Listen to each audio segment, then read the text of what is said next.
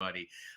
Welcome to another episode of What Were You Thinking, presented by World's Greatest here on FanFest, being simulcast on Twitter and YouTube and Facebook, wherever you're watching. Obviously, we're on that platform.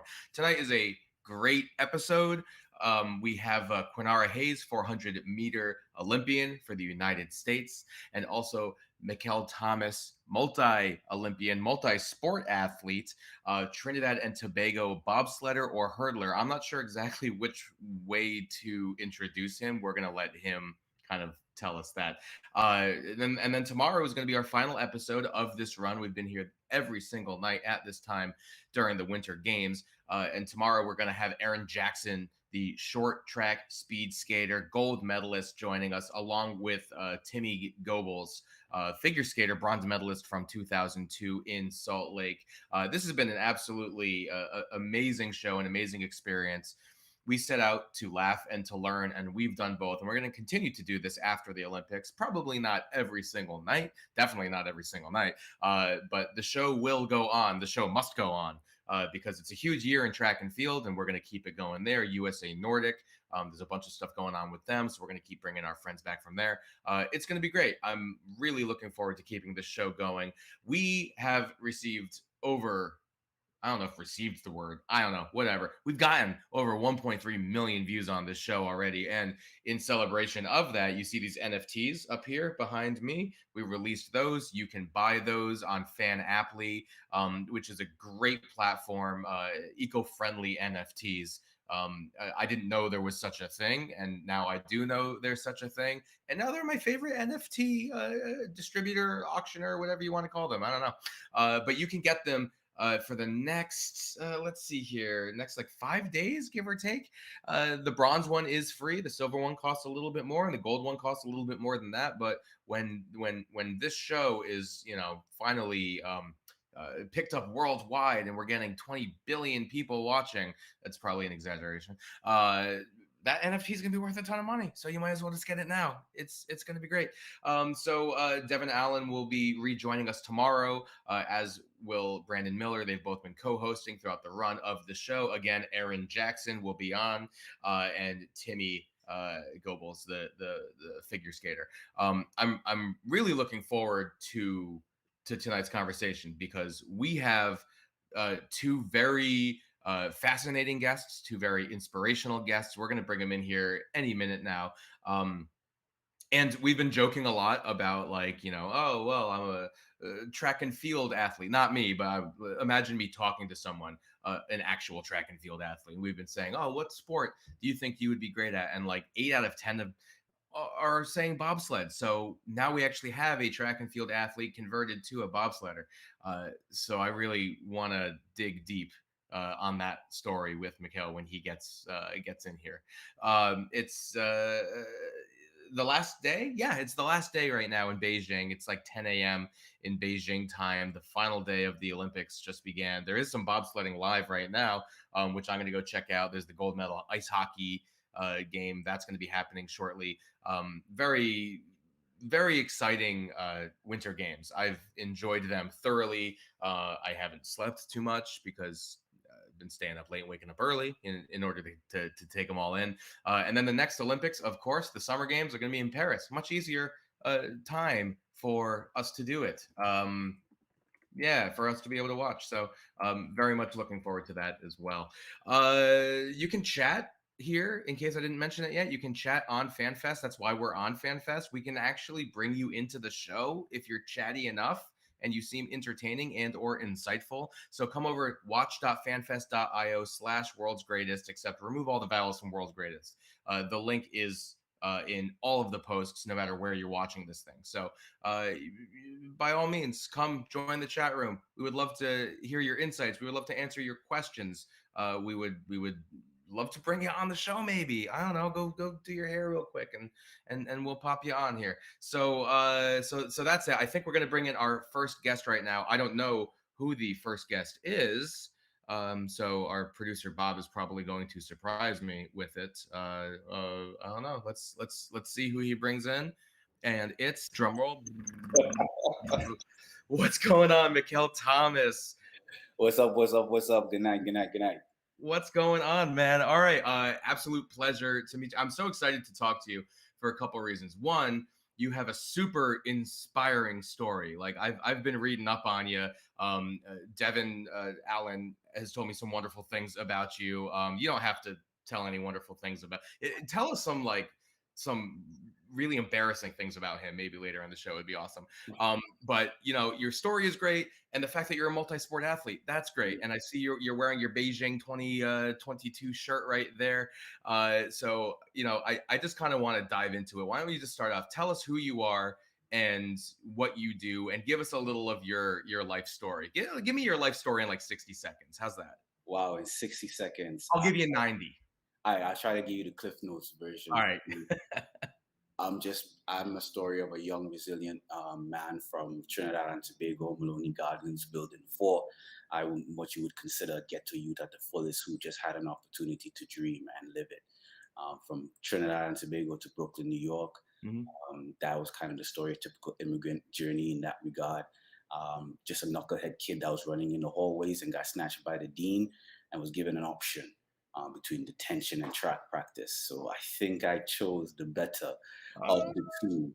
But that literally set the course of my life, and it's just an example of when you give individuals an option, they can potentially choose better. And nice. so from there, I've been able to run around the world twice by now, literally doing things that people said I probably couldn't do. A strong 5'9" in a 6 foot dominated event. Just because what we call in the islands, I had a little bit of bad mind. I just got tired of people saying what I couldn't do.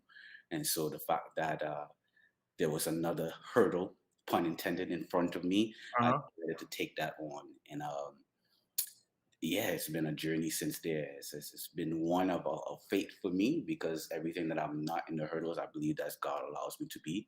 And it's been a lot of work to be able to put those things on the wall, and then even to attempt to convert in short notice into the winter sports, and be one of the nation's first to qualify for both the Yeah. summer and winter games. But that's not how the story ended. I wasn't really able to fully live it out. I didn't get a chance to go to Beijing Right. because of some last minute heartbreak, pun intended. Hmm. But we're still grateful for the journey and how the men had competed there, and what's the comfort in that and to be good. Yeah, yeah, and we're gonna unpack all of that. That was perfect. I'm glad I gave you the extra 30 seconds because that was awesome. We're also gonna bring on Quanera Hayes real quick and Yep. introduce her, and then we're gonna get this show on the road. So Quanera Hayes, 400-meter runner for the United States. She finished first at USA Trials in Eugene, Oregon last year. That's actually where I got to meet her for the first time, and her family. It was great. So we're gonna bring her on any moment. Maybe I don't know. Hold on, I see like in the producer chat. There's the texting bubbles. So something's happening right now, and I don't know what it is. So we'll find out what it is in a second, and we'll just keep talking to you in the meantime. So, oh wait, okay, no, here we go. Never mind. There she is. There she is. There she is. Quinara, what's going on? How are you? I'm good. I'm good. Bob was texting me because I told him that I was stuffing my face to warn me first before you Mm. guys called me on. So I had to finish my food first. Okay, okay. What's for dinner tonight? What do you All got right. down there? I'm having seafood. Oh, I love seafood. Give it to me. What do you got? What do you got? I want I specifics. have some. I have Dungeness crab dipped in butter, garlic, and lemon pepper sauce, boiled eggs, some potatoes, corn, and rice. And it Damn. is Okay. so. Okay. That's all right. That's a strong way to start the show. All right. So look, I want you to do the same that we just did with Mikel. I want you to really quickly just let people know who you are. What do you do? Give us a little bit of your life story, and then we will get this show on the road. Okay, I'm Quanera Hayes. I'm a 400-meter specialist for the U.S. I'm a 2021 Olympian. I grew up running track for fun, went to college, and then after college, I decided to give it a shot. Most importantly, about me, I am a mother of a 3-year-old little boy who's my fuel to my fire, and I made the Olympic team being a mom. Mhm. When when we first met you, it was to do a little film. We were filming some video, and you can watch some great videos of track and field athletes at World's Greatest YouTube channel, youtube.com/World's Greatest. But Quanera, you were there. You had your son on the track, Oh literally my god, on the track. I've And never seen this. yeah, no, there was a little bit. See, there's me standing. Look at that. Look at that Liverpool kid. What a good looking guy. And then you the interview right there on the hurdle. But yeah, he was an absolute blast. It's kind of funny. He not only keeps you going. He kind of kept that shoot going because we were Yes. like it's 105 degrees out, and if this kid's able to be out here, we've got no excuses. Yeah, and he was active from the time we got out there to the time we left. Like he was on full blast.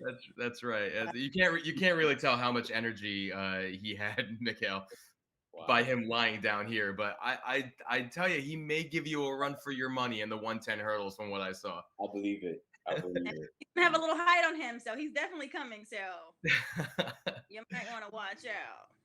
So let me ask you this, starting with Mikel, because it's not every day that you have someone who is able to qualify for both summer and winter games.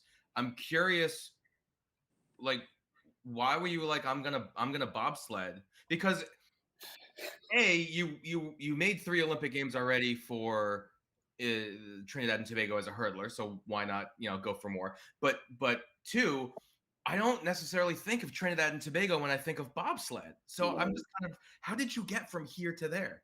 Yeah, this wasn't a Cool Runnings too, just letting you know. Shout out to the Jamaicans who've done amazing things, but Yeah.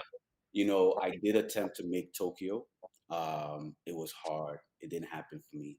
Mm, There was so much transition happening, and my body just really didn't do well with it. So Tokyo didn't happen, and I was really enjoying retirement. I was literally in Europe. I just finished my master's program. I'm already working in corporate in the field and in inclusivity. So like I'm already good in life after sport. But just the opportunity to really help, raise the bar for Trinidad and Tobago. It's been 20 years since we've been in the Winter Games. And to be a part of that history, later to discover, the chance to be the first to qualify for both the winter and the summer games, mhm. and then having been one of the diaspora growing up in New York City. There's so many of us that are abroad. I just wanted to just show what can be done. I think that's the main thing. Living my life as a career to be an example of an idea. That was the most inspiring thing for me to carry the flag and just lay down a pathway for somebody else to follow. So I'm happy for how the men did compete, even though I didn't get a chance to jump in. But it's still a blessing, and I'm looking forward to what else is to come. Okay, so Quinera, are you gonna give bobsled a run, or maybe figure skating after this whole 400 thing maybe Figure runs its skating, course? yes. Okay, because that's like my inside my head. That's my dream. Bobsledding, no. Yeah, I actually used to watch that before I ever watched track. So growing up, like I would be up at like 3 o'clock in the morning, and figure skating would always, be one of the events that was on. So I grew up watching figure skating. But you have to start those types of things like at young, because I would not be on that ice letting somebody twirl me where my face is this close to the ice. No, Right, not gonna happen. right. Bobsledding, it seems interesting, but I watched some of the bobsledding recently, and I've seen the new, like, was it skeleton Hmm. and mono bobsledding? No, Oh no, no. you could not pay me enough. You couldn't pay me enough to do, like. Did you see how fast they were going? It's Hmm. And ridiculous. around those curves, and you're going up and down. Oh no, On your stomach head first, yeah. on your stomach head first. You Hmm. go to a curve and you hit the curve. That's your head first. Oh my! I have so much respect for them. Oh my! Oh, You have to be a little bit of an adrenaline junkie. I mean, and I'm not. That's why I run the 400, where I can be calm, cool, and collected, Right? and know what's coming. I'm just one little circle, one little oval. yeah. See, I've been a firefighter. I'm a hurdler, so it's like this is nothing new. But the good news is track and field is like a perfect conversion sport Mm, for skeleton, luge, and bobsled. And the women have mono, so they have a single individual where they drive and push. all Yeah. by themselves. And we actually have one of the German female athletes. She made Tokyo and also made Beijing, which is pretty historic to go back to back. Wow. So it's not impossible. Now people are showing what can be done. So I could only imagine what's to come. That's ridiculous considering the games were like what, 6 months apart, That's maybe? a hard conversion, Oh and wow. she It's still yeah, can be, yeah. it's hard 2 years apart, but 6 months apart? That's insane. What is it about track and field athletes? I mean, obviously, track and field are the best athletes on the planet, but what is it specifically that allows them to convert to winter sports? I don't want to say so easily, but easier than others perhaps. Push. If you are a short sprinter, bobsleigh is literally a dry phase. That's it. And Hmm. Yeah. so we're literally pushing as hard as we can for about 40 meters. And then Mhm. your job is done. Literally. You tuck in, enjoy the ride, and pull the Yeah. break. That's your job. If you do mono for a woman, it's a little bit harder. And then luge and skeleton, you literally are just free falling. I don't know how I would feel with no kind of protection around me, so it's a little bit more of a risk. But it's the best part of sprinting to me. It's Yeah. literally pushing a sled as hard as you can with the rest of the team that's with you, and then just enjoying the fruits of your labor down that sled. So that's pretty cool. But running on ice is very different. Very different. You You want to know guys, what I do as a So winter sport? say that again. You guys want to know what I could do as a winter sport if I could make the team? I would do Curling. curl. Smart woman. that's what I'm saying. Smart woman. That's what I'm saying. I'm about to I do the was same looking at thing. that, and I was just like, I can do that because I want to try it. That's See, the best way. the first time I ever tried it, it was at as like a birthday party. Like how kids go bowling. I was living out in SoCal, out in LA, and there was a place up, I don't know, somewhere in the Northern Valley that had it set up, and I was like, let's try that for a birthday party. That'll be fun. And an absolute blast. I didn't realize until that Really? day that a set of curling stones cost $16,000 to $20,000. But yeah, right. Yeah, you think hockey is expensive? Oof. Couldn't imagine. I'm curious though, Mikel, because you mentioned it before, and I've always wondered this like my entire life. So you're gonna answer it right now. Once you're in that sled, is it as simple as enjoy the ride, or is there stuff you still got to do in there to prevent you know to take those turns properly or prevent tipping or any of that stuff? What are you actually doing in there? I mean, for the most part, just don't fight the motion. You're kind of just flowing with it. There's not that much moving that's going to be happening because of the size, especially in four-man. You're pretty Mhm. much like cramped up with each other. But you're talking about hitting turns at about 80, 100 miles an hour. So you're going to get sucked and you're going to feel those G forces and all of those things. But really, it's counting turns, it's getting the feel. You only have anywhere between 18 and 25 turns at a different course. Some people count it. It's kind of hard to count when you can't see, but there's a rhythm between you and the pilot and the rest of the brakemen that's there. It's unique. It's a different way to kind of take like the relay because you are contributing to the team, but then there's a portion where the pilot just takes over. and Okay. and you're literally sideways, like this tweet is showing, like that, like legit, you're sideways. Mhm. Like that's real. Yo, Just you're crazy. just enjoy the ride. that's that's insane. I would love to see a like a running race that kind of does that a little bit. Like the indoor track bank is nothing compared There's to No, nothing. that is compared to that. Yeah. So, Quanera, have you been taking in any of the winter games? Like, obviously, you mentioned figure skating. Are there any other sports that you kind of get down on watching? when I'm in the gym, most of the time curling is on. So that's why I mentioned the curling. And then when I come home, normally bobsledding is on. So those are like the main three that I've been watching.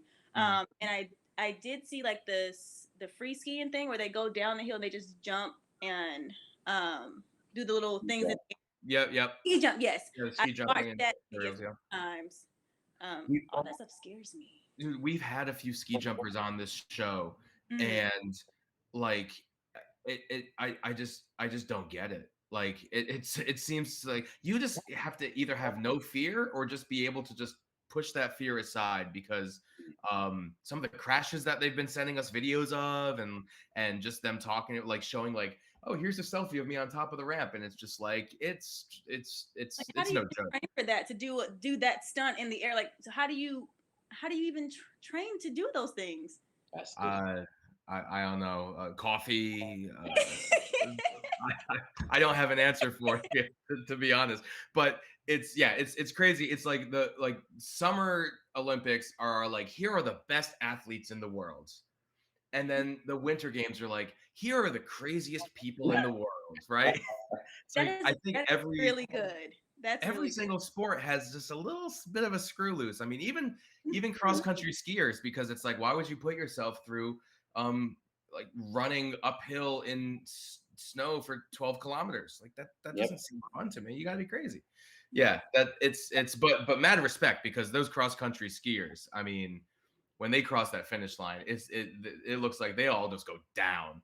Like you think people look tired after an 800? By comparison. What else with you, Mikel? What else do you like to watch other than bobsledding? I mean, you said cross country skiing was wild. Imagine biathlon. I mean, Oh do it yeah, and then also carry a rifle. yeah, Like, yeah. Throw a gun in it. Yeah, why not? Yeah. I would say speed skating. Mm. I really enjoy short track. Shout out to the USA women, first Black females to win gold medal. Yes, Uh, Yes.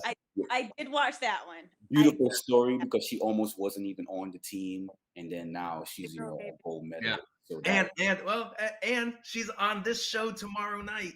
that's how you close out. That's how you do it. Yes, that's Yeah. how you So, do it. so feel free, save the link if you want to pop in just to say hi real quick. By all Oh, means, can I'm I? not going to stop you. You I'm should. not going to stop you. We got Quanera Hayes. Yeah, you come on the show. You can You co-host should. Evan Allen. You're cut. You're done. You're, Oh you're my out. god! Yeah, see there. Yeah, it's going to be great. I'm looking forward to it for so many different reasons. Right, the historic milestone that you mentioned, obviously, first and foremost, but then the fact that it's like, oh, you've only been doing this for like 6 Mhm. years, and now you're the best in the world at it. Like it's unreal. We had Lin Sun on earlier. She won a short track gold medal in Vancouver in 2010. She was on the show a few days ago, and just the insights that she provided into that sport, like I had no idea about any of it, and it's just such a technical and it's a very deep sport. Like yeah, speaking of weird angles, like bobsled, like they literally can skate at that angle. Like it's insane. And you can't cut those suits with a knife. I learned that as well. So that's not, well, think about it. I mean, everyone's skating around at 50 miles an hour with giant knives on. So you got to, yeah,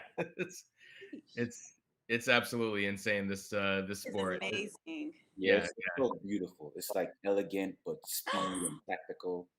Oh, Yeah, Quanera's like, that's start them adorable. young. Start them young. This is so. Here's another thing that we have found. I'm just basically recapping the entire series up to this point of all these fun facts I've learned. Winter athletes, they start like Nordic combined, they're all starting at 2 years old. 2 Yeah, years old going off of a ski jump. This, I believe, is a 5-year-old, if I'm not mistaken. I believe he was 5. And like, just look at the form, look at the speed. It's insane. You got to start young. you do. I think I missed my window to be a winter Olympian. Curling. Except for curling. Curling. Except That's the we're one. in That's there. it. Let's That's go. it. We're in That's there. it. Okay. Look, I'm like 25 miles away from a curling club here in Connecticut. So yeah, maybe You're gonna be on this show next time, but for the Winter Olympics, you're gonna be competing. So that's you're right. the Are host. they supposed to look so awkward on land? It's like swimmers when they do sprints. It's just like you can tell something is so off. Right. Oh my goodness. It's very similar to I mean, when you're standing on the track and all of a sudden like a speed walker races by you and you're like, that's not a natural motion. It's the same thing with with these guys, but it's like, look at that, you get so low, They you look to like be able a to do that. It's routine. yeah. I swear. And then there's a video of me falling over out of the blocks. So thanks, Bob, for putting that in there. Yes, I I can was. see the speed skater form, though. I see it. Yeah, Can you tell I'm a natural winter athlete in yeah. this one? For In this. about 1.5 steps, I was with you. Oh God, yeah. And look, yeah, Asafa couldn't break free. He was like, by the time we got to the camera, you can't do it. Sorry, Asafa. Yeah, see that was in my phase where I was wearing a U.S. soccer jersey every single day until we played this little country called Trinidad and Tobago. That that you ru- you that ruined my 4 year. We're not talking about that. We're not talking about that game. I've forgotten about it. You're welcome. Yeah, 2-0. It was flooded. It was a bad night. Anyway, I digress. Uh, and like we could keep going. So, you got into bobsledding how late in your life? Like, were you kind of dipping your toe in the water or on the ice, if you will, while hurdling, or was it just literally like, okay, I'm done hurdling and now I'm going to transition? It was literally a 3-month sprint. Literally. What? Yeah, yeah. I literally was in Italy on vacation, Mhm. and I was like, you know what? Let's see what we can do. Let's help the fellas out. See, this is why Wait a you guys. minute. This is why you guys are the world's greatest athletes. This is why I love talking to you guys, because you're just like, oh, I'm on vacation in Italy. Hmm. Let's go to the Winter Games. Like what? Hmm. Wow. Yeah, because again, Tokyo, the pursuit towards Tokyo took everything. I remember my Mhm. last race in the Bahamas, like I had both of my Achilles taped up, and I literally gave everything I possibly could, knowing that this might be my very last race, like Mhm. physically speaking. Mhm. My body was just like to try to cram 2 seasons in one was really really hard for me. Okay, so we've officially hung them up, right? Oh yeah, yeah, yeah, yeah. Hung up I'm our not taking those down to where no, I'm good. Like I have done way more in my career than I ever imagined as a small island boy. You know, Yeah. 3 Olympic Games. I've brought medals back home. I have the national record. I might be the fastest guy under 5'10" at 13:17. So like my cup is full. Yeah. All glory to God in that. But the hardest part about really trying to pursue the bobsleigh was trying to gain weight because I raced at 175, 172. And as a shorter guy, let's look at it for most American converters, they tend to be like linebackers. They tend to be football guys. So you're talking Okay. about 6'2", two something. That's like the average bobsleigh athlete. And again, I'm 5'8" and 5'9" on my own, 175. As fast as I am, I have to contribute weight to something moving downhill. So I'm at like 190 right now. That was hard. Solid. You hear that? That's meat. So like that was probably the hardest part. Eating just to eat. Wow. Protein shakes. Shout out to my sponsors for helping me in that chase. But like it was a journey. Eating, that was the first time I ever was like, I don't feel like eating. Hmm. And I love food. I'm a fat kid at heart. I want to eat. But when you have to eat like every 2 hours, that was rough. Yeah. And, Well, you're talking to someone who's 5'7", 190 without trying. So come on, man. The sun is waiting for you. The sun is waiting. I'm trying to go down the other way because I'm training for a little charity race against Devin Allen that we'll get to in a little while. There you go. Yeah, it's gonna go down. He's not ready for it. I'm gonna race him in an airport. He's over. Oh wow. Um, Quinera, you qualifying for the Summer Games in Eugene last year and winning the 400. They had the best time in the 400, which is not an easy field, mind you. It's very difficult. I'm kind of curious to know kind of what were you thinking at that moment in time, and now I'm also thinking, okay, we're in a world champ year now, so I'm curious to know where you're at in the pursuit of you know returning to Eugene and winning another massive race Mhm. potentially in what 6 months. Yep. Then it was just, I've gotten this far, so let me just give it everything I got. Mm, My gun goes off, nothing else matters. Let me just go. Now it's more so because I have a buy for the 400. Right. Now it's just really working on my 100 and 200 speed to transfer over to the 400. So I get to do a lot more speed work and technical things. So that way, when I get to world championships and stuff like that, I can just hopefully bring out a better time this year, PR. So my main focus now is just really the sprints, and trying to be a little bit more aggressive because I kind of lack in being aggressive with my push out of the blocks and just overall keeping that aggression. Because like I said, I like to run calm, and I really do that when I'm running the 1 and the 2. I gotta dig into another. I don't know what I have to tap into, but I have to find it. So Sure. that's what I'm gonna do this year is really trying to tap into that aggression is that the sprinters really have, and just work from there. Like start my base all over and just like really build on that this year. And I mean, supplementary to that, because I spent the entire day at a bowling alley with some kids, and I don't know how I survived. But now you're trying to do that, but also be a mom at the same time, which is, Yes. I mean, that's probably the most difficult. And here we are, and ride a velociraptor. You're insane. Let me tell you, my son can name every single dinosaur there is. Like he's literally obsessed. Wake him up. I want to test him. Wake him up. He's not here. Unfortunately, he's in North Carolina with my mom and my sister. Okay. Yes, one day we would have to sit down and you would have to literally he can name them all because he's obsessed and he's been obsessed for years. But yeah, so when I come home from training, like I need to go and schooling him because I homeschool him right now. He starts schools like in maybe a month or two. So I'll homeschool him, get his lunch together. We'll take our nap and then we'll have our quiet time. And then when he gets up we take like an hour and a half, and we just play for the rest of the day. But normally I make him lay down. That's normally my time to nap too because I'm so tired from training. So I kind of use that to my advantage. But is really tough. I wake up in the morning, I deal with him, give him breakfast, and put the mommy hat on. But as soon as I'm at practice, like I kind of push all that away because I know he's taken care of at home, so I don't really like worry about what he's getting into or if anything is going to happen to him. Like I'm able to like really just turn it off. I hate to say that because I'm a mom, but I like turn it off. Even when I'm away training or competing, I can turn it off and like I'm good. My wife is right here in the kitchen, just laughing, like, turn it off. Yeah, I know. Yeah, I turn it right off. Like someone else got you today. See, there you go. There you go. No, seriously, we really have to because sometimes it gets so overwhelming, and it was just like because when the kids want something and dad can be right there.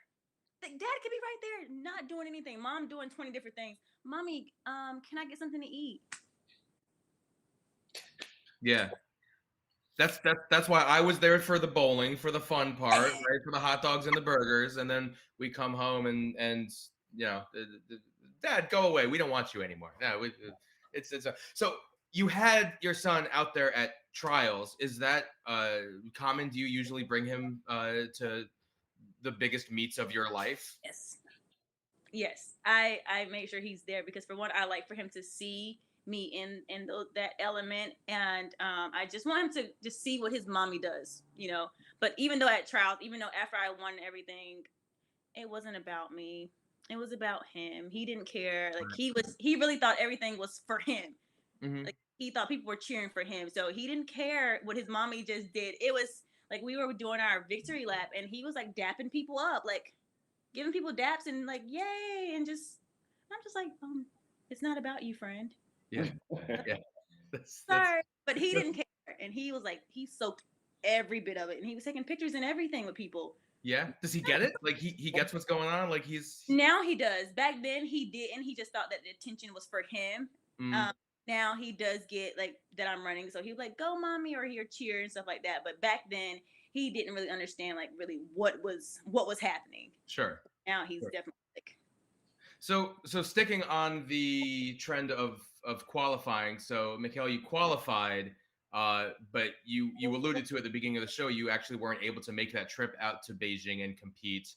And you mentioned heart, so I'm kind of curious if you could fill us in with what exactly that's all about. Yeah, it was literally the week we were scheduled to fly out to Beijing, and I returned home one night and My lymph nodes were kind of swollen. Thought I was potentially getting a little flu or a little head cold. So I'm like, okay, I'm gonna sleep it off. Tried to do that, and in the middle of the night, I just felt this immense pressure in my chest. Um, you can Athletes, we know the difference between hurt and injured. We can tell when something is wrong, So it's just like, okay, this doesn't feel right. Try to move around. Every time it's just more and more pressure on my chest. Um, because of COVID protocols, the last place I wanted to be was a hospital. You're trying to avoid everybody as much as possible heading into the games.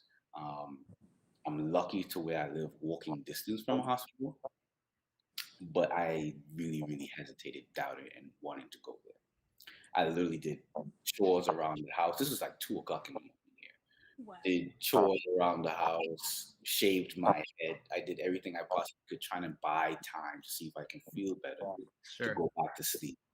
Um, I walked to the hospital. Not recommended. Not recommended. But I was trying to walk it off because I just felt in my spirit that I'm not coming back home tonight. And this again was like 2, 3 o'clock in the morning. Checked in. Uh, they took more blood from me than I ever had in my whole life. Wow. We did every possible test to try to figure out because I had difficulty breathing and a lot of pain in my chest. Um, got diagnosed with an acute case of pericarditis, which is pretty much the lining around my heart and my chest was inflamed. The actual lungs, the actual heart, absolutely fine by the grace of God. I'm physically okay. But somehow the lining of my chest became inflamed. So normally this comes about from like a viral infection, but no COVID, um, no issues with any vaccination. I'm out of that time period. Was vaccinated, boosted last year. No blunt forces, tapering down, getting into the Olympics. Um, no cough, no fever, no cold, no nothing. But this kind of flared up in the hospital for about 2, 3 days, about 48 hours before we were supposed to fly. And we were actually leaving out Atlanta, where I'm based. And we had our last team call, and I pretty much had to take the call from the hospital. And it was just one of those things where nobody had to make the decision. It was just kind of like an obvious thing. Something is wrong with my heart, and the pressure and the cavity around it is not good. So to go on a 48-hour flight to Beijing and try to push as hard as I possibly can for 7 seconds and then jump into something and put my head between my legs and be slammed up against moving 100 miles an hour might not be the best thing when you're trying to figure out what's going on with your heart. So it was hard because it's one of those things where, again, I'm a prayerful man, but I had no recognition, had my checkup yesterday, and I'm frustrated because still to this day, no one has an answer for me. But it's one of those things where I have to lean out on my understanding, and I'm trusting, even in the darkness. I'm proud of my nation and the men that did go out and compete. We had a young man, we had a plan, we had someone in reserve, and he went out, he did his thing. Shout out to Shaq, Andre, Axe, who just did their best. The very best of all the world nations with no snow. We held it down for Trinidad and Tobago. Shout out to all the Commonwealth nation, all the Pan Am nations like Brazil and Jamaica that, were trying to diversify the sport as much as possible. But yeah, it's a heartbreak, literally, because we still don't know why. But I'm clear to resume physical activity, although my time as an athlete is over, and I'm grateful for that. But this is just one of those stories where I have to live out the resilience I preach, and have faith that all things are working together for my good. So it's just one of those things, man. I don't have the answers. I'm angry. I'm frustrated. I'm in it, but I still have peace, and I'm so happy for the men and so happy for my nation. 20 years. We haven't been in those games since 20 years. And so that the fact that I helped move that needle a little bit, I can't wait for who's going to carry the mantle from henceforth. There you go. And so where do you move on from here now? Because I mean, like you said, quite literally, you suffered this heartbreak, Mm. and now it's like, oh, it's over. Like it happened and then went away at the most, for lack of a better term, most inconvenient time it could possibly have happened. But now it's gone. So where do you go from here? I mean, is it is it just on with life to the next stage, or because it doesn't see it doesn't seem like there are any regrets, which is great because I would be sobbing on the floor right now next to the cat, like wouldn't happen. But where do you go from here? Is bobsled done? You know, in all honesty, I had those moments too. I cried out. I was frustrated. Sure. You know, I, everyone has to go through their feelings. So I felt everything underneath the sun because I literally came to the mountain. I have my accreditation. I had my kit, and I just couldn't get on the plane. I think the test for me is just how I choose to respond. Um, it's literally I can continue to mourn, I can continue to be upset, or I'll miss the move. I don't know what God is doing right now, but if I continue to keep my head down, I won't be able to see it.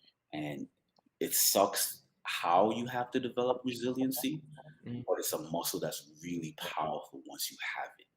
And so sometimes, and I really feel like this might be a lesson for me, it's not enough to know why. It's just the matter that I can.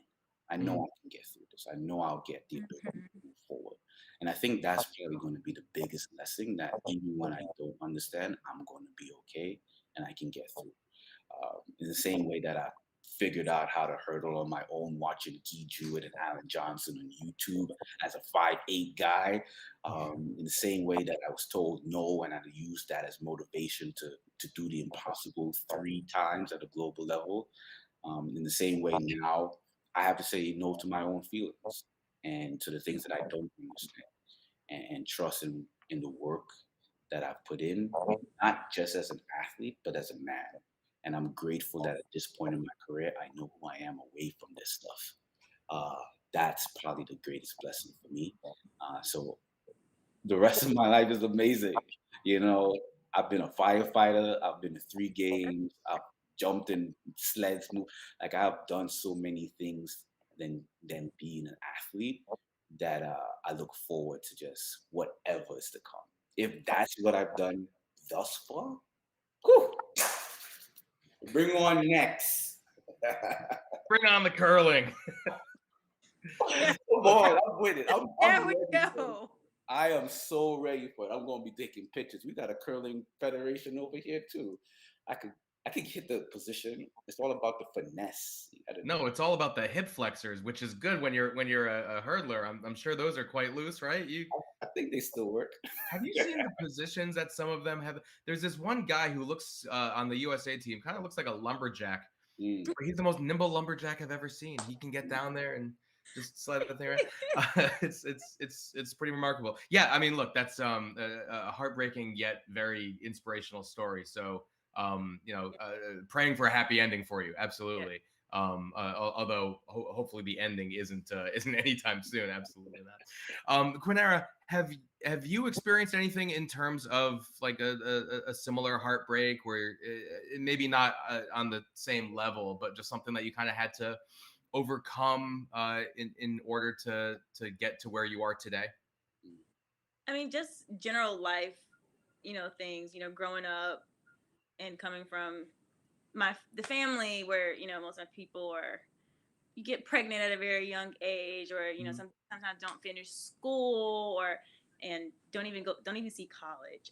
So just like typical life's hurdles that I've had to navigate through, and just really, like he said, have faith in God that, my path is not the same path as theirs. And then I can choose a different path, that I can choose to lean on him and trust him for my path. And that's how I eventually became pro, because I was just like, Lord, if you gave me this gift, I'm just going to trust you to go and do it. I don't have anything to lose at this point, because it's either get a job or just go and try for this, try for a professional track and field. So I was just like, I'm stepping out on faith. I'm going to go. I packed up everything and I moved to Florida. I was like, whatever happens, happens. and I really didn't come in with any expectations for track and field. So like he said, to be where I am now, being a mom, being an Olympian, it's amazing. It's amazing. Like you said, I'm full. I am very full with what I've accomplished, you know, in this little bit of time, because like I said, I didn't take track and field serious like some of the D1 athletes or those who are elite in high school. I was basically a nobody in high school. I was slow. I was I was Shout slow. out to the late bloomers. Woo! Yes, yes, I was a late bloomer. So to just accomplish what I've accomplished, going to a Division II school and being one of the best in the U.S., one of the best in the world, it's an amazing gift, and that's why I continue to do what I'm doing, because I want to show people who do go to lower schools or who aren't where they say they need to be at a certain age, that if you keep going and if it's God's will, then it's gonna happen. You have to keep going and trusting and having faith. So yeah. Oh my goodness. Yeah. Speed is speed. D3, D1, it doesn't matter. Speed is And that's speed. what I said. I was like, you can't. I always tell people you can't put a division on speed. Yep. Yeah. And That's the Yeah. best part about track and field. The numbers don't lie. I mean, I'm curious, Quanera, at what point did you believe that you were good enough to compete with anybody? oh, that's in 2015 when I first graduated college and I went to U.S. Nationals, and I was up there with Natasha Hastings, Jessica Beard, like all of them, and I was just like, wow, because I went to U.S. Nationals while I was in college, and when I tell you my confidence was so low, it was just like, Quanera, why are you here? Even though I had ran 51 seconds, it's just like, I don't deserve to be here. But then when I did, finally decide that, okay, I'm going to take this thing serious and I'm going to trust God to do it, I was just like, wow. I was really like, wow, because I was like, next. I'm like, these are some of the people that I grew up watching. When I did get into track and field, I watched them, and then I would go there in college and just be a fan. But at one point, it was like, okay, you got to put that out the window because you're not a fan anymore. Like, this is your livelihood now, so you need to be just as serious as they are. So yeah, I was just, and even now still, it's just, you still have to constantly remind yourself that you are good enough, that you are, you deserve to be where you are, and not let anybody tell you anything different, because like the Olympics wasn't how I would have pictured them, or how I wanted them. But then you still have people telling me, you flopped, or you did this, or you did that. But I'm like, no, God's will was done, but I'm still good enough, and I deserve to be where I was at because I worked hard for that. So yeah, I struggle with that. That's got to be it's one of the coolest things about track and field. I mean, you graduate from college, and you mentioned Natasha, right? So you show up at a meet, and all of a sudden you got the 400-meter diva next to you with those golden Under Armour spikes, right? That's got to be pretty intimidating, and you're just fresh out of but age doesn't matter. It's all the speed. We were talking earlier on this show. Kiara Parker was on, who is a sprinter, and she last year, and she loves Allison, absolutely adores Allison, and shows up in Fayetteville. And for the first race of the season, just looks over, and there's Allison Felix running an indoor meet right next to her, and she killed it, Kiara, and now she I don't think it was a world lead, but she was maybe 100th or 200th of a second off this year in the 60, and she's young with great potential. So it's not it's not age. It's I mean, I guess age and experience probably help a little bit. Allison proved it's not age. It's not age. She gives me a lot of hope. She gives me so much hope. Yeah. So, I mean, we've seen that from Linford Christie being the oldest man to win a gold medal, to Gatlin, shout out to him, ending his career. Like Kim Collins, 40 years old, running sub-10. It's like, how you take care of your body, but that moment of belief, I always find is really fascinating for everybody, because I remember my first race against like Dairon Robles, and I'm like, dude, you're on my wall, and like now I'm like trying to win something against you, but I always feel like that's like the pinnacle change, when you finally believe in yourself. Your career is like sky's the limit. I mean, I'm assuming it's rather than it being starstruck, it's more of I've made it. and you can continue to trust yourself because you've been at that point, right? Or I mean, is there a little of that intimidation factor when it comes to standing next to a legend? That's a It's good a question. it's a little bit of both for me because like track and field is very unpredictable. Mhm. And you never know what's going to happen when you get up on that line. So it's kind of like, oh, how's my body feeling today? Am I going to perform? Because track and field is very, very, as we've seen, is very unpredictable. Each race is a new race. Like you don't run one race like the other. So it's always just like, and you know, you see people's times where they ran the last meet. So you're just like, okay, but my time is here, or my bodies feel like it's here. So it's kind of like both for me, because you just never know how your body's going to respond on that given day. Yeah. Yeah, That's that's scary. why I love it. That's why I love it. Love I it. mean, Oh my god. that's what I mean. Look at the That Olympic. scares me. That's Look why at the I love one. it. I said, That's why I love it. I mean, that's why we love like pro sports and live sport. Mhm. Like heartbreak Olympic finals, men's 110-meter hurdles. Everybody thought it was Grant's race, but everybody who knows Grant knows that's fuel to that man's fire. So Mhm. it's like that's what we love about it. You know, how many times you've seen, especially like in the hurdles, Yeah. someone is like Lolo Jones in 2008, like in front, the race is done, and then like voila, something happens. Mhm. But you know, it's all about Yeah. who brings it that day. It doesn't matter about the stats. I don't even care about your prelim or your semifinals. It's literally Yes. what you got for the next minute. Right. All that matters, and a lot of it is mental, man. Your composure. Speaking, yeah. Yeah, go ahead, speak to it. Oh yeah.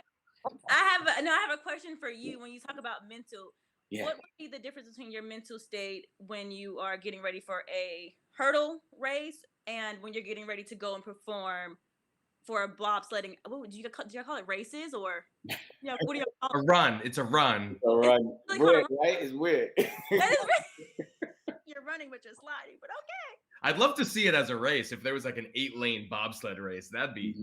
dope. That'd be That cool. would be scary. That would be scary. What are you talking? That would be. It's See the that winter. curve? No, this is the winter games. Anything can happen. You know what? We did say that they had a little bit of loose screws, but you know we're A little bit. not. a So little yeah, I bit. would love to know like what is your mental preparation for that? That would be wild. In a race on the track, it's this weird sensation of I'm everywhere and nowhere at the same time, where you can hear a little kid playing with his phone, but you don't hear anybody next to you. It's like you're in your body and out your body, and Yes. you're so at peace. When that happens, it's troubling. I remember some of my best races.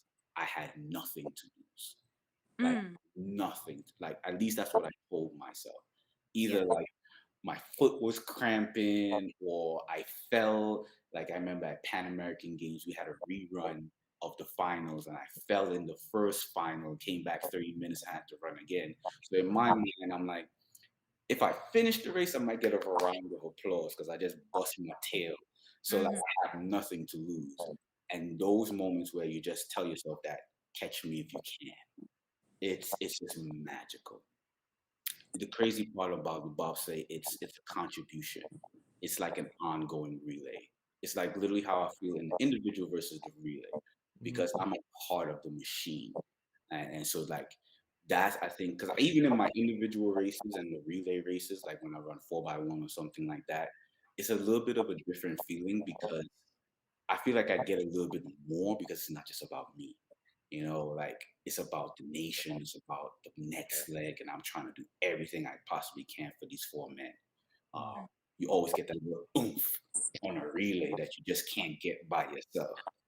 So that's what I feel like is the big difference because I'm trying to contribute as much as I can for this portion, and then I'm literally trusting somebody with my life and the rest.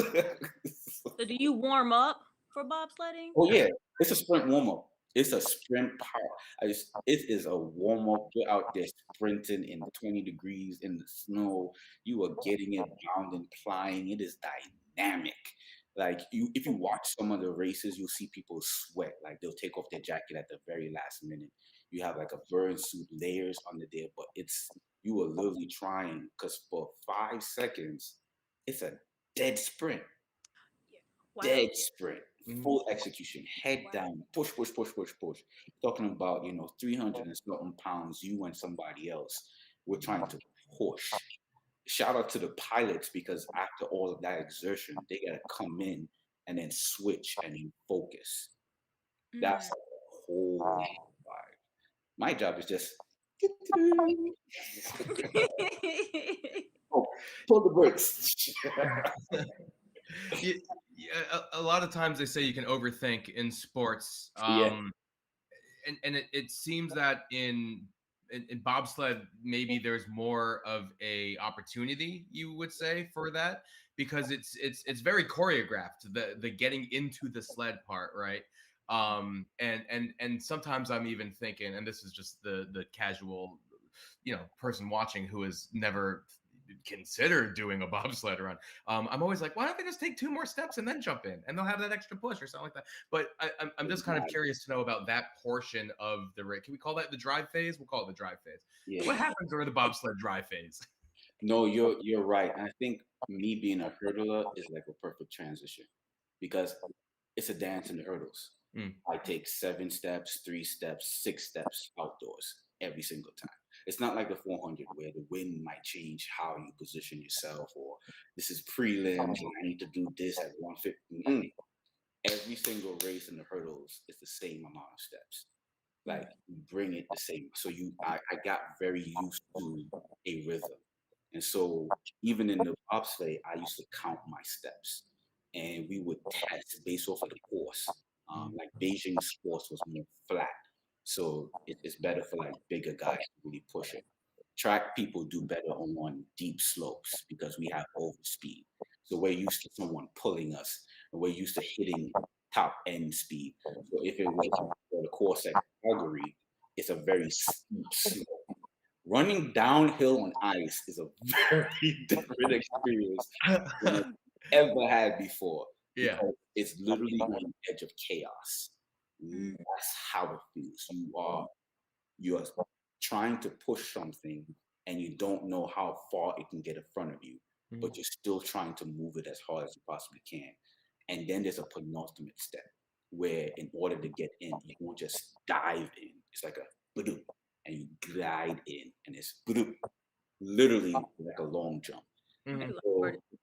that fact that I've coached and I've worked with other events in the past kind of also helped me because I was able to take previous experience. Like I'm not a fan of early specialization because I had all of these different like experiences from other events that I was able to kind of also convert it back into bobsleigh with sprinting, dry phasing, the rhythm from hurdles, and then also long jumping to mm, graceful with that. And I could dance a little bit. So, getting in there with somebody was nothing. So that's kind of how you put the things that you know uh, and you Mhm. kind of blend it to what you don't, and then you slowly convert. But there was a learning phase oh, I'm sure. where I was like, I don't know if I could do this. You're slipping every other That's step. what- Oh, it was crazy.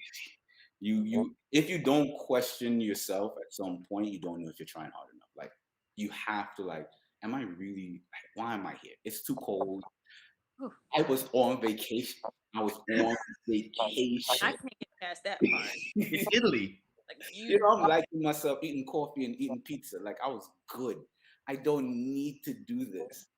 But once I got in it, I love the camaraderie. I love the team element, Mhm. and just the fact that we had the opportunity to do something historic, um, definitely motivated the thing. Yeah, and you mentioned your dancing. I would Mhm. think that you save that for the end, because when you get down to the bottom and you're like, "I'm alive," that's where I would start. Like, "Ah, it didn't get me." What what was the result of the first time you ever tried to actually go down, running full speed down an icy hill? It's it's like a comfort thing. It's like you get scared. Like I don't know, like the first time you ever do overspeed, you don't even know like, can I even hold on? Can I keep Yeah, yeah. going? Um, But again, what I tried to do was literally every single time push it one more, two more steps, push it one more, two more steps. And then we would put cones out and you just try to push it to that point. And then you get like, you know what? I can do it. I think the reps made it comfortable. So we had like a camp, uh, funny enough, in Calgary where, the whole idea of like cool runnings was actually shot. That was where we did a lot of our base work to get really ready. And so getting used to running downhill and getting the reps in, it came over time. But that's probably one of the biggest things because some track guys would want to sprint all the way down and then they're going to face it. Like, and then if you get too far in front of the sled or too far behind, you can't get in. There's been times where you trip and you barely make it in. That's scary. You just gotta let go. you just gotta let go. But that's why you got helmets on. There you go. Wow.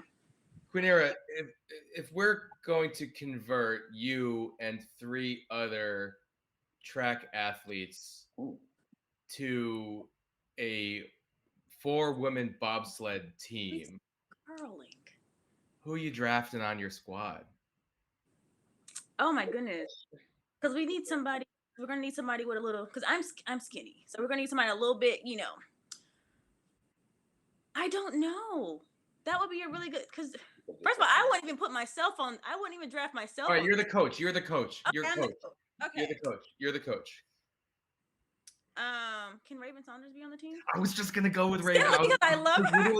I was literally just gonna say yes. I said track and field. Track and field. So Okay. yes, go. So we have her. Yep. Javian. Okay. Do we need somebody tall? You can have whatever you want. Does height help?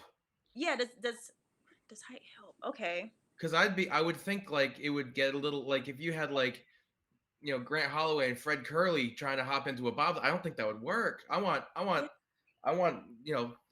Zaza. So now I wouldn't know because I need to know how to strategically pick my team. You do have to put them in a sled. It's just like the movie. You got a bathtub. So I just have my 2, and then we'll work the other 2 in. All right. Well, we've entered the 2-woman bobsled, and that exists. Luckily, that doesn't exist. See, find it. Yeah. Well, you said that you got to have that explosive drive. Who has the most explosive drive that you've ever seen, just out of the blocks? Because I think that would be someone that you would want on that squad. That's a good point. Yeah. Yeah. We don't have to come up with it right now. We'll figure it out. A lot of them 100-meter sprinters, they literally leave me when I have to run against those sprinters. They leave me in my blocks. Literally like 3 or 4 steps ahead of me, and I'm only on like 1.5. That's why Lauren Williams was so good. Yeah. Shout out to her. She was one of the first women to medal in both games. There you go. That's why she was able to do it. Shout out to her. I have a question for you. Are you going to be doing anything to ensure that the next generation from Trinidad and Tobago are interested in bobsledding, or like, do you guys have anything in place so that they know, like, hey, we want to be the first Trinidad and Tobago team to get a gold medal or to even medal at all? Like, have you guys thought about that transition as to get them into that? To keep so it's not another 20 years before see that again. Can't be 20. I appreciate you because we were literally talking about that today with the pilot of the team. We're a small nation, and there's not that much investment in snow sports. So it is really going to have to be a diaspora thing. If you think about it, a pilot, he grew up in Great Britain, Pusher grew up in New York. So we are a diaspora type of thing. I worked the Youth Olympics, random fact, when I lived in Switzerland, and they had the Youth Olympics in 2020. That was our first time we had a win the Youth Olympian for Trinidad and Tobago, and she was an alpine skier. She lived in Boston. So there is going to have to be an element of just making sure the education is there, what's available. I have in mind rugby 7 players, sprint cyclists, sprinters. That would be great converters for the men's side and the women. But I think we have to continue to go out to recruit, educate, and get them opportunities. Luckily, the pilot of our team, Axel Brown, he has a racing team. He races on the circuit on a regular basis, and we pump as many athletes in his direction as possible. And Milano Cortina in Italy is a little bit more sexier of a destination in 26. So hopefully that will bring on some people as well. But I think those who were there have to continue to raise the flag and continue to carry the mantle, let the education be known, and do our best to not the snow and no. I think we're going to have to do some work. It's not going to be easy, Quanera. Yeah. We got to do our part to continue to tell the story and continue to improve and convert and give people opportunities to at least try it. And we can see if we can get some people on the circuit next year. I really want women, especially because diversity is important for me in that regard. And they have mono, which is a very unique opportunity for women specifically. But getting pilots is probably the hardest part. So work to be done. Yeah. I think we're up for it. Yeah.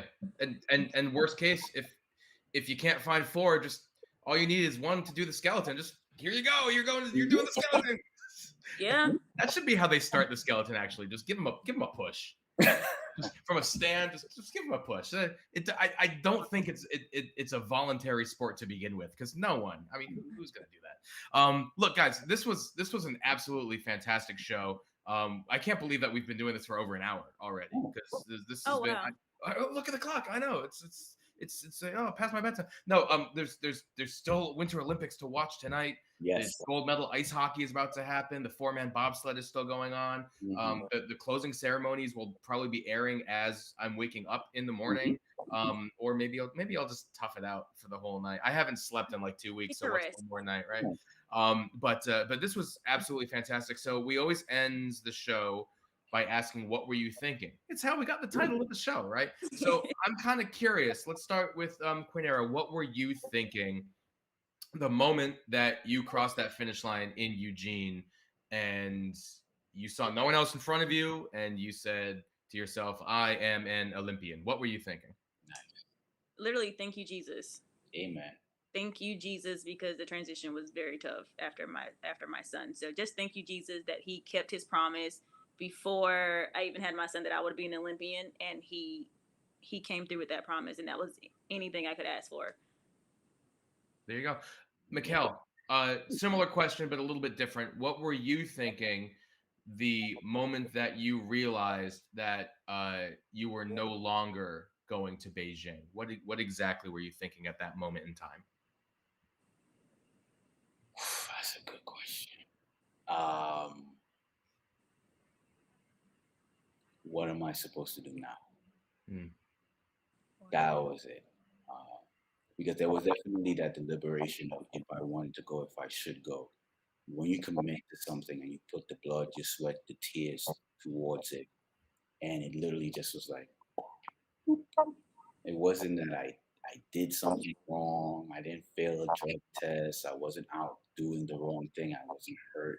It was just like something happened. I was out of my control. And I'm still in it. I'm still in it because, we still don't have reasons as to why it happened.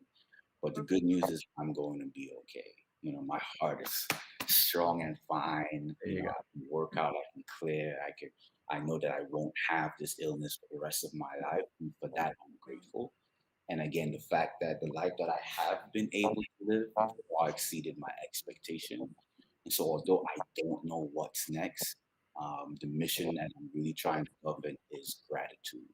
That today my cup is full. I can't ask for anything else. There you go. Awesome. I do just want to say to you, and no offense intended, Quanera, but we've been doing this show for 2 weeks, and Mikel, you have the best smile of every one of our guests that I have seen. Wait a minute. I said, I didn't know what you were going to say. I take offense. When talking, I'm closer to it. I'm sorry. It's so moving. His smile is bigger. That's it. It's all about the angles, baby. It's angles, baby. His smile is just bigger. It's fine. It's fine. You know what's crazy? I actually have braces You have And braces? I've never had braces. So I'm working on my smile. So I'm getting an embrace treatment.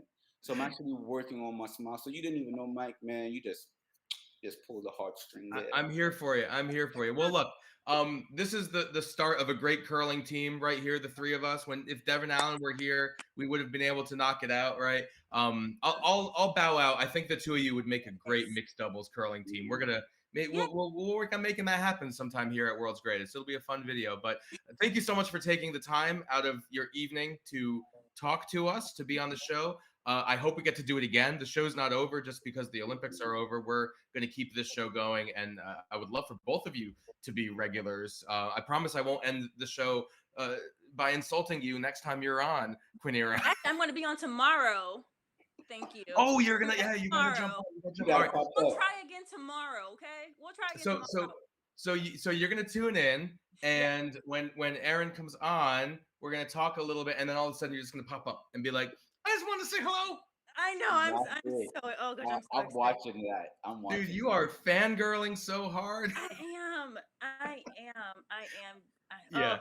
I mean, truly one of the most inspirational stories of this game, certainly, and then of any games in recent memory as well. There's always, this is why I love the Olympics and Olympic sports so much, because just the sheer level of inspiration. I mean, with both of you as well, right? You each have your own stories as well.